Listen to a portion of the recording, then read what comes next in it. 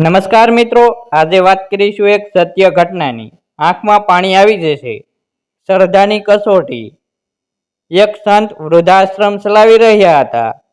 લગભગ 60 વૃદ્ધોને સાચવે, સ્વજનથી વિશેષ ધ્યાન રાખે।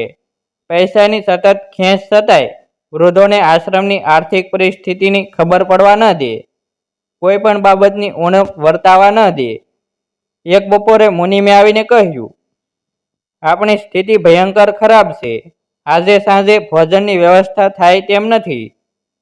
બધાએ ભૂખ્યા રહેવું પડશે। સંતને જાણીને દુઃખ થયું। 1000 હાથવાળો કેવી કસોટી કરે છે। સંસાર છોડીને ભેખ ધર્યો।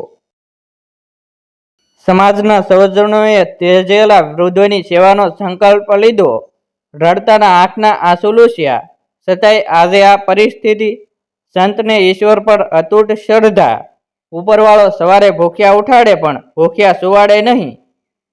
આશ્રમના મેદાનમાં હરતા ફરતા આનંદિત વૃદ્ધોને તો આ વાતનો અણસાર સુદ્ધા પણ હતો નહીં। બાજી હરીને હાથ।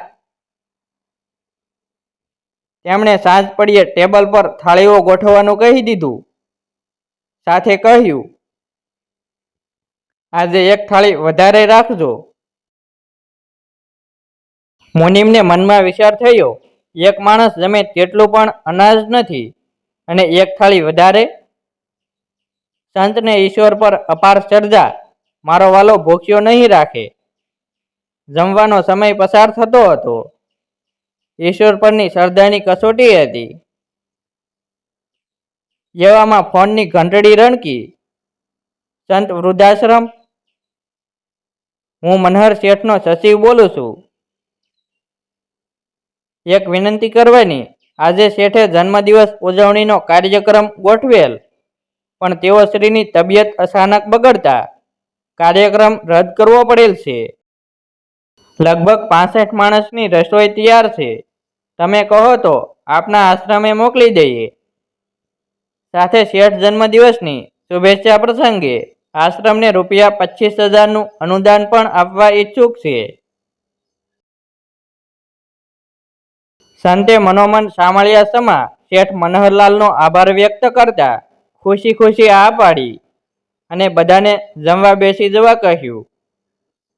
થોડી વારમાં રસોઈ આવી ગઈ। કદીએ ન ચાખેલ અવનવી વાનગીઓ ખાતા વૃદ્ધો પણ ખૂબ ખુશ હતા।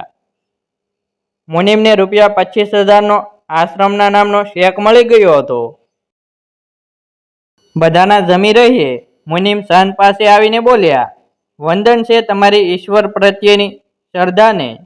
મને તો હતું આજે ભૂખ્યા જ સૂવું પડશે, પણ રસોઈ આવી ગઈ। પરંતુ આપે આજે એક થાળી વધુ કેમ રખાવી હતી? સંતે સુંદર જવાબ આપ્યો, એ વધારાની થાળી મારા વહાલા શામળિયાની। મેં આજે એને કહી દીધેલ કે જો આજે અમે ભૂખ્યા રહ્યા તો ભલે તું જગતનો નાથ હોય શામળિયા, અમારી સાથે તારે પણ આજે ભૂખ્યા રહેવું પડશે। અને મારા વાલે ભાવતા ભોજન મોકલી દીધા। ઈશ્વરમાં શ્રદ્ધા રાખો, એ બધાનું સારું કરશે। જો વિડીયો પસંદ આવ્યો હોય તો કોમેન્ટમાં જય શ્રી કૃષ્ણ અવશ્ય લખો।